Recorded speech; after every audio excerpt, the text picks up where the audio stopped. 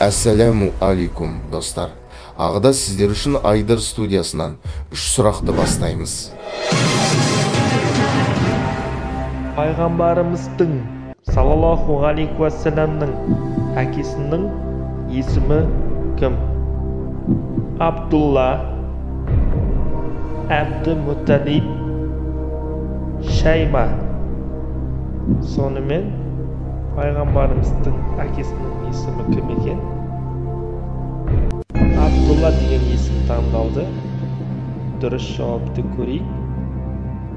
Сонымен әрине Абдулла.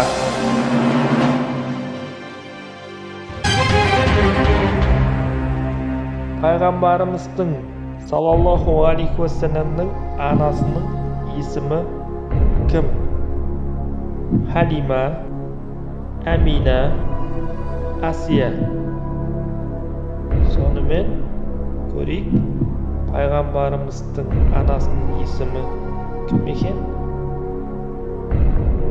Амина деген есім таңдалды.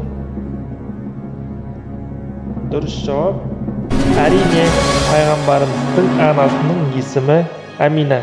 Дұрыс. Пайғамбарымыздың саллаллаху алейхи уассаламның сүт анасының есімі кім? Умайса, Амина, Халима. Сонымен пайғамбарымыздың сүт анасының есімі кім екен? Халима деген есім таңдалды. Сонымен дұрыс жауап әрине Халима.